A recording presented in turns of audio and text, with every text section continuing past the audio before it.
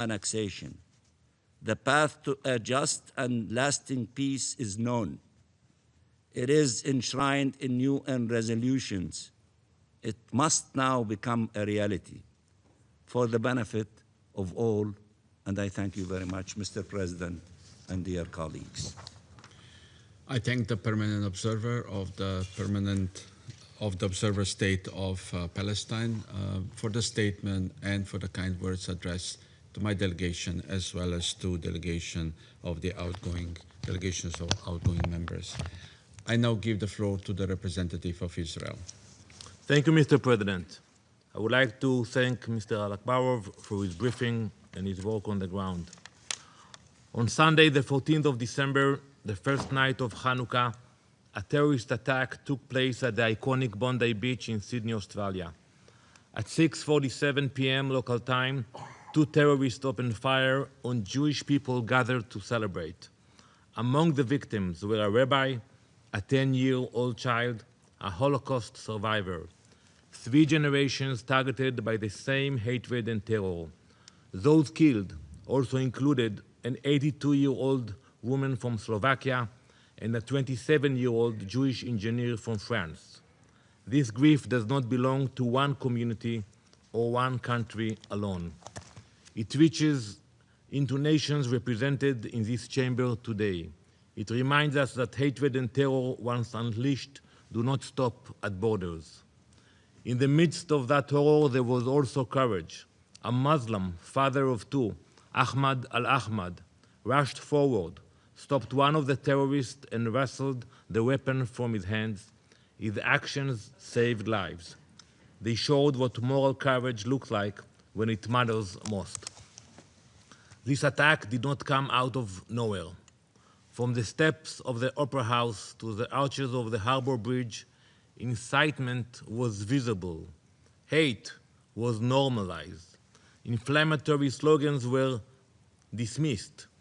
When calls to globalize the Intifada are shouted openly, also here in the city of New York, when hate speech is tolerated, and when lies and media distortion are allowed to prevail, violence does not stay theoretical.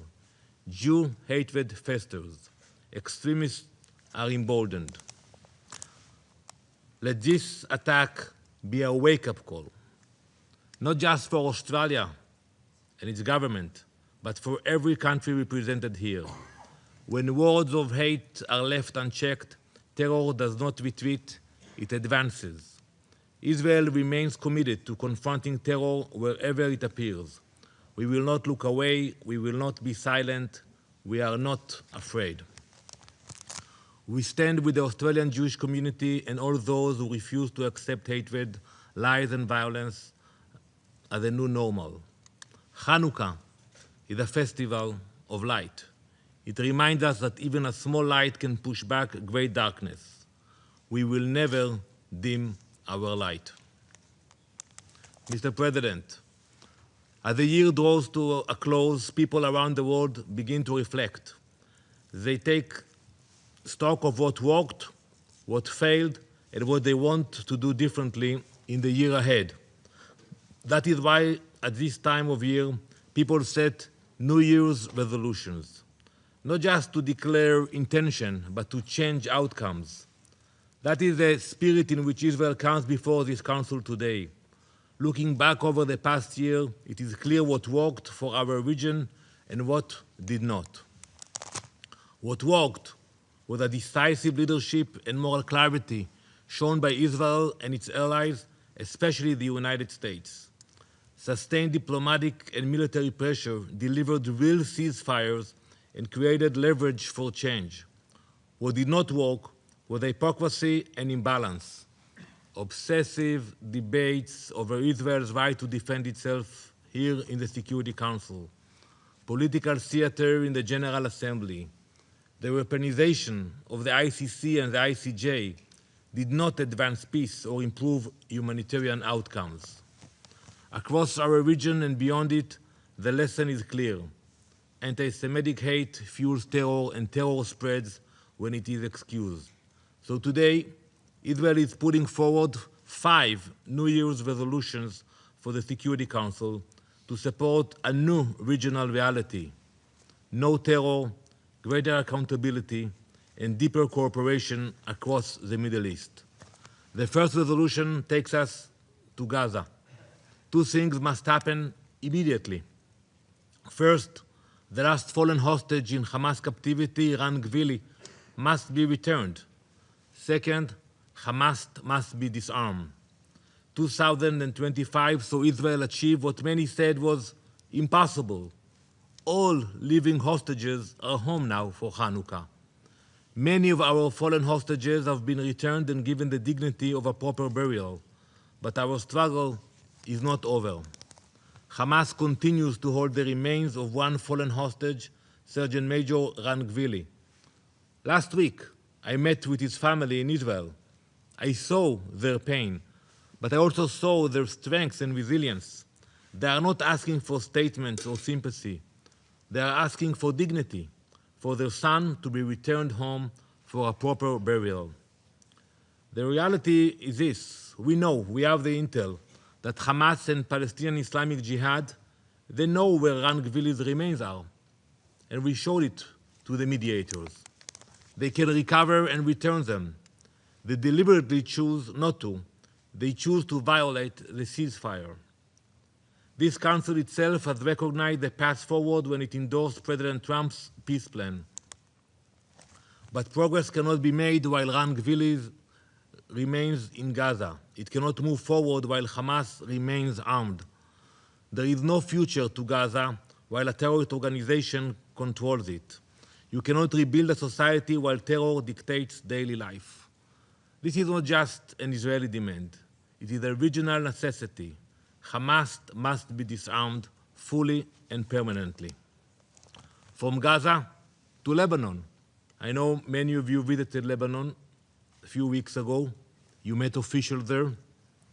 But the pattern is the same: terror-armed, terror-funded, and terror-protected. Resolution 2 confronts the source, Iranian-backed terror. We see it in Lebanon, where Hezbollah's weapons are not defensive. They are supplied, trained, and directed by Iran. And in Lebanon, you spoke with the leadership. Lebanon lives with a contradiction: a government that seeks stability while a terrorist militia operates with impunity. Israel does not seek conflict with Lebanon. We seek a different future. Recent engagement between Israeli and Lebanese officials shows what becomes possible when Hezbollah is weakened: economic cooperation and growth. But as long as Hezbollah remains armed, Lebanon cannot prosper. Ceasefire commitments must be honored. UN resolutions must be enforced. Dismantling Hezbollah's terror network is not about Israel. It is about Lebanon, its territory, its people, and its future. Hamas and Hezbollah are terrorist organizations. This council cannot tackle terror while refusing to name it. Designation is not symbolic. It is a prerequisite for peace. So I hope that now it is about time in 2026 for the Security Council to do what it has so far failed to do and formally designate Hamas and Hezbollah as terrorist organizations. We have seen the cost of delay. The result is bloodshed. This council must confront terror and radicalization wherever they appear, from Bondi Beach to Beirut to Gaza. That brings us to Resolution 3, the PA, the Palestinian Authority in Judea and Samaria, and the reforms it can no longer delay. Over the past year, Israel has presented this council with clear evidence that the PA is not doing what it needs to do. It has failed to crack down on terror. It has not held elections, I think, in more than 20 years. It continues to incentivize and glorify violence instead of stopping it. You cannot build peace while paying for violence. You cannot fight terror while teaching hate. This council should be clear about its expectations and firm in enforcing them. That is also true in Syria. the subject of our fourth New Year's resolution, Syria stands at a moment of choice. President al-Shara promises a new future for Syria, but this council has learned that words alone are not enough. Legitimacy must be earned through actions. If Syria's leadership seeks acceptance, it must break clearly from the repression that stained its past. That means removing radical and extremist elements from positions of power, ending persecution, and protecting minorities.